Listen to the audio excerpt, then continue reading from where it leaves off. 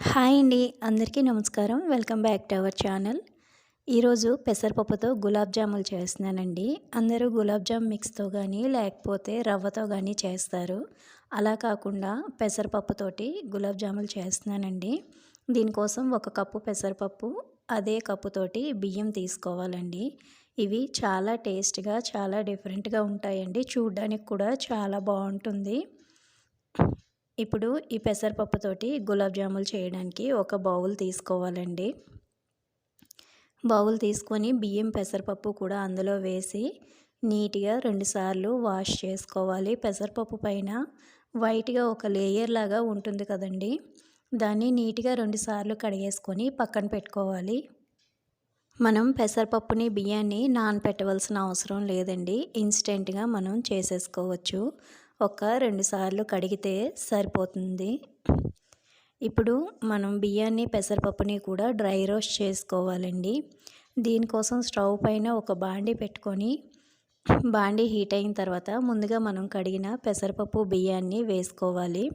వేసుకొని హై ఫ్లేమ్‌లో పెట్టకుండా హై టు మీడియం ఫ్లేమ్‌లో పెట్టి బాగా కలుపుతూ మిక్స్ చేస్తూ కరకరలాడే వరకు కూడా మనం ఫ్రై చేసుకోవాలండి. మనకి నోట్లో వేసుకుంటే బియ్యం కానీ, పెసరపప్పు కానీ కరకరలాడుతూ వచ్చే విధంగా చాలా క్రిస్పీగా అయ్యే విధంగా వేపుకోవాలి. ఇప్పుడు ఈ గులాబ్ జాముల కోసం పాకం తీసుకుంటున్నానండి. మనం పెసరపప్పు ఒక కప్పు, బియ్యం ఒక కప్పు తీసుకున్నాం కదండీ! దానికి గాను 1.5 కప్పు అయితే నేను షుగర్ తీసుకున్నాను. స్వీట్ ఎక్కువగా తినేవాళ్ళైతే 2 కప్పుల వరకు తీసుకోవచ్చు. 1.5 కప్పు షుగర్‌కి 3 కప్పులు వాటర్ వేసానండి. ఇప్పుడు ఇందులోని ఫ్లేవర్ కోసం ఇలాచీ పౌడర్ వేస్తున్నాను. మీ దగ్గర సాఫ్రాన్ ఉంటే వేసుకోవచ్చు. కలర్ బావుంటుంది. మనకి కొద్దిగా పాకం వస్తే సరిపోతుందండి.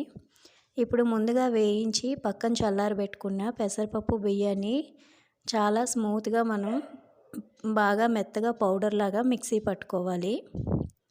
చూడండి ఈ విధంగా చాలా మెత్తగా ఉండాలండి. రవ్వ రవ్వగా అనిపిస్తే ఇంకొక 2 సార్లు మనం తిప్పి మెత్తగా పౌడర్ లాగా చేసుకోవాలి.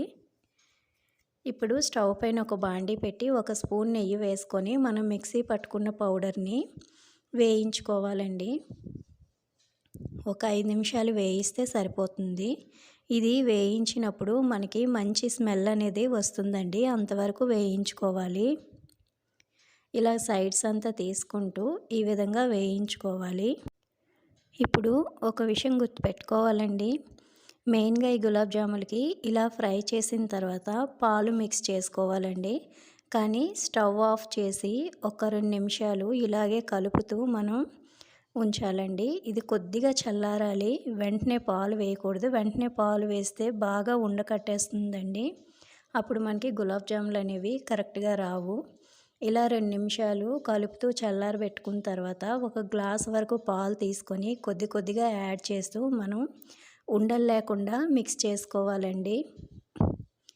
వీడియోలో చూపించిన విధంగా కొద్ది కొద్దిగా పాలు వేసుకుంటూ ఇలాగా మిక్స్ చేసుకోవాలి. ఇలాగా బాగా మనం పాలన్నీ వేసేసి బాగా కలుపుకున్న తర్వాత ఇప్పుడు మళ్ళీ స్టవ్ ఆఫ్ చేసుకొని లో ఫ్లేమ్‌లో పెట్టి ఆపకుండా కలుపుతూ ఉండాలండి. లేదంటే ఉండకట్టేస్తుంది. సైడ్స్ అన్నీ ఎడ్జెస్ అన్నీ తీసుకుంటూ ఇలాగా మిక్స్ చేసుకోవాలి. మనకి ఫైనల్‌గా ప్యాన్ నుంచి ఈ మిశ్రమం అనేది సపరేట్ అవ్వాలండి. అంతవరకు కూడా మనం మిక్స్ చేస్తూ ఉండాలి. ఒక్క 2 మినిట్స్‌కే సపరేట్ అయిపోతుందండి.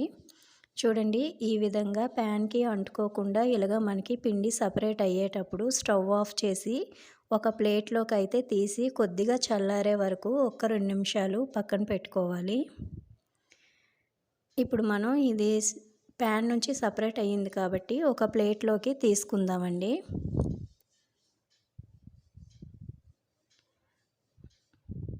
స్టవ్ ఆఫ్ చేసి ఒక ప్లేట్‌లోకి అయితే మనం తీసుకొని ఒక 2 నిమిషాలు పక్కన పెట్టుకోవాలి.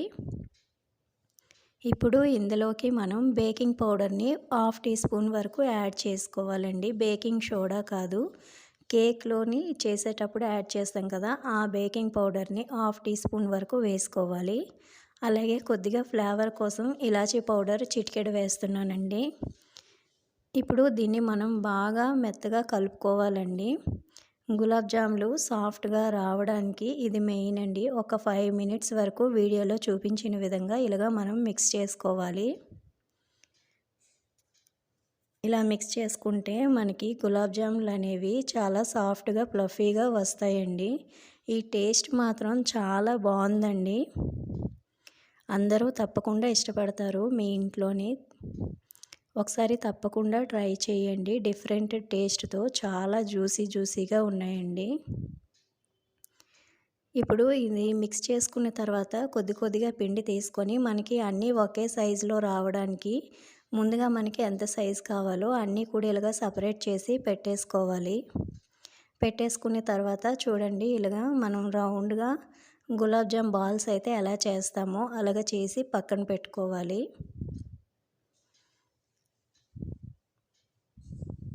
అన్నీ కూడా ఇలాగ చేసి పెట్టేసుకున్న తర్వాత మనం ఇప్పుడు డీప్ ఫ్రై చేసుకోవడానికి స్టవ్ పైన అయితే ఒక కడాయి పెట్టి డీప్ ఫ్రైకి సరిపడినంత ఆయిల్ వేసుకోవాలండి. చూడండి ఎక్కడ కూడా క్రాక్స్ లేకుండా చాలా నీట్‌గా వచ్చాయండి. మనకి ఆయిల్ అనేది మరీ అంత హీట్‌గా ఉండకూడదు, మరీ అంత తక్కువ వేడిగా ఉండకూడదండి. మీడియం వేడిలో ఉండేటప్పుడే మనం ఈ బాల్స్ అనేవి వేసుకోవాలి. వేసిన వెంటనే కలిపేయకుండా ఒక్క నిమిషం తర్వాత కొద్దిగా ఇలాగా కదుపుకుంటూ వేయించుకోవాలండి. అప్పుడే మనకి బాల్స్ అనేవి విరిగిపోకుండా వస్తాయి. కొంచెం ఇలాగా ఒక 2 మినిట్స్ అయిన తర్వాత చుట్టూ తిప్పుతూ కూడా అన్ని వైపులా ఈవెన్‌గా వేయించుకోవాలి.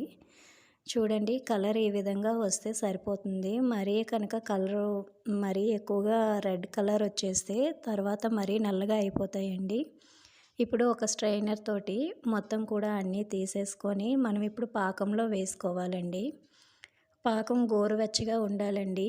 కొద్దిగా చల్లారిపోతే కనుక వేడి చేసుకొని గోరువెచ్చని పాకంలోని మనం ఈ బాల్స్ని వేసుకుంటే పాకాన్నంతా కూడా ఈ బాల్స్ అబ్జర్వ్ చేసి చాలా జ్యూసీగా వస్తాయండి. మిగతావన్నీ కూడా ఇలాగే వేయించేసుకొని ఇందులోని వేసుకొని ఒక హాఫ్ ఎన్ అవర్ పక్కన పెట్టుకోవాలి. చాలా డిఫరెంట్‌గా మంచి టేస్ట్‌తో అయితే ఉన్నాయండి. తప్పకుండా మీరు ట్రై చేసి ఎలా వచ్చిందో నాకు కామెంట్ సెక్షన్‌లో తప్పకుండా కామెంట్ చేయండి. చూడండి చూడడానికి చాలా కలర్ఫుల్‌గా ఉన్నాయి కదండీ! చాలా జ్యూసీగా కూడా ఉన్నాయి. మనం రెగ్యులర్‌గా చేసుకునే గులాబ్ జాముల కన్నా ఈ టేస్ట్ మాత్రం చాలా బావుందండి. ఒకసారి ఇలాగా మనం బౌల్ని పట్టుకొని తిప్పితే మొత్తం అన్ని బౌల్స్కి కూడా జ్యూస్ అనేది పడుతుందండి. ఇలా వేసిన తర్వాత ఒక 20 మినిట్స్ నుంచి హాఫ్ ఎన్ అవర్ వరకు పక్కన పెట్టేసుకోవాలండి. ఇప్పుడైతే మనకి అన్ని బాల్స్ కూడా జ్యూస్ని అబ్జర్వ్ చేసుకొని చూడండి కొద్దిగా పెద్దగా అయ్యాయి కదా! ఇప్పుడు మనం సర్వ్ చేసుకోవచ్చండి. ఇలాగే సర్వ్ చేసుకోవచ్చు లేదా ఫ్రిడ్జ్‌లో పెట్టుకొనైనా సర్వ్ చేసుకోవచ్చండి. ఇవి 1 వీక్ వరకు కూడా మనకి నిల్వ ఉంటాయి. ఈ రెసిపీ కనుక మీకు నచ్చినట్లయితే తప్పకుండా నా ఛానల్ని సబ్స్క్రైబ్ చేసుకొని లైక్ చేసి షేర్ చేయండి.